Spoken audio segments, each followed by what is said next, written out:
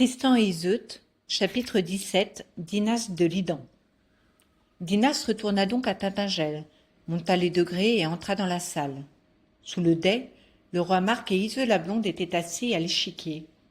Dinas prit place sur un escabeau près de la reine comme pour observer son jeu, et par 2 fois, feignant de lui désigner les pièces, il posa sa main sur l'échiquier.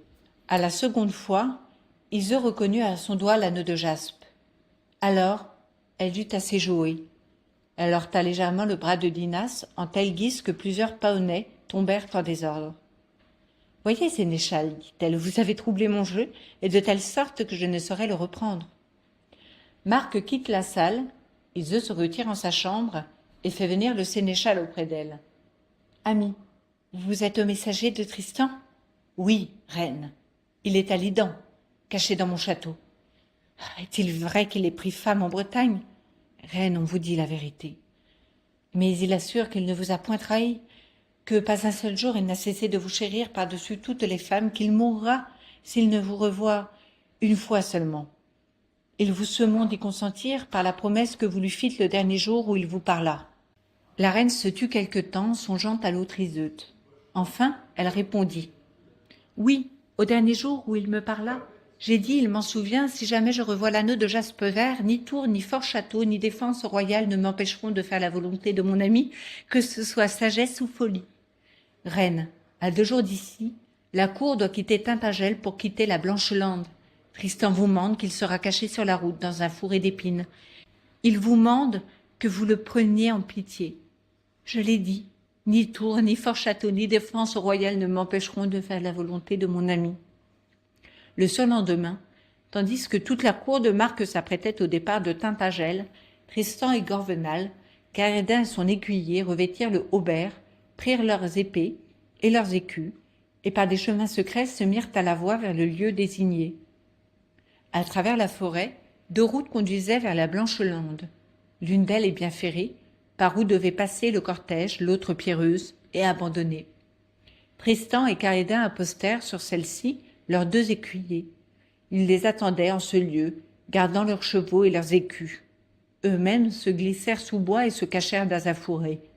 Devant ce fourré, sur la route, Tristan déposa une branche de coudrier où s'enlaçait un brin de chèvrefeuille. Bientôt, le cortège apparaît sur la route. C'est d'abord la troupe du roi Marc. Viennent en belle ordonnance les fourriers et les maréchaux, les queues et les échansons. Viennent les chapelains, viennent les valets de chiens menant lévriers et brachets, puis les fauconniers, portant les oiseaux sur le poing gauche, puis les veneurs, puis les chevaliers et les barons. Ils vont leur petit train bien arrangé, 2 par 2, et il fait beau les voir richement montés sur chevaux harnachés de velours semés d'orfèvrerie. Puis, le roi Marc passa, et Carédin s'émerveillait de voir ses privés autour de lui, 2 de ça et 2 de là, habillés tous de drap d'or et d'écarlate.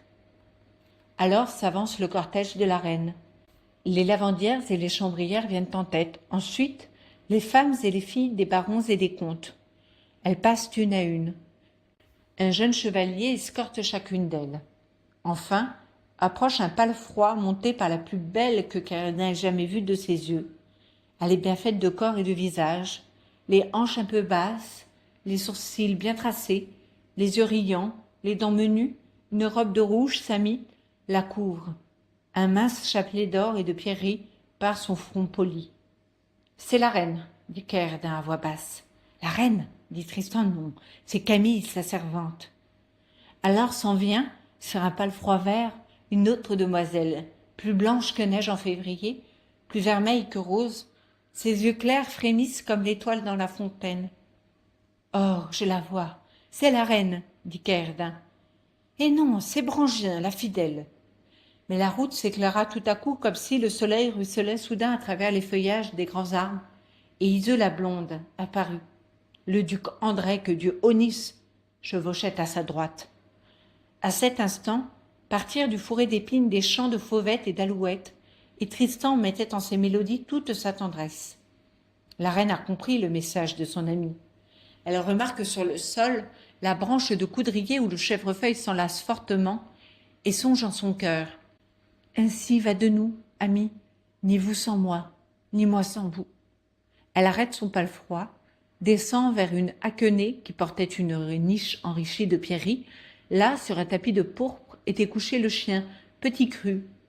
Elle le prend entre ses bras, le flatte de la main, le caresse dans son manteau d'hermine, lui fait maintes fêtes. Puis, l'ayant replacé dans sa chasse, elle se tourne vers le fourré d'épines et dit à voix haute : « Oiseaux de ce bois qui m'avez réjoui de vos chansons, je vous prends à louage. Tandis que mon seigneur Marc chevauchera jusqu'à la Blanche-Lande, je veux séjourner dans mon château de Saint-Lubin. Oiseaux, faites-moi cortège jusque-là.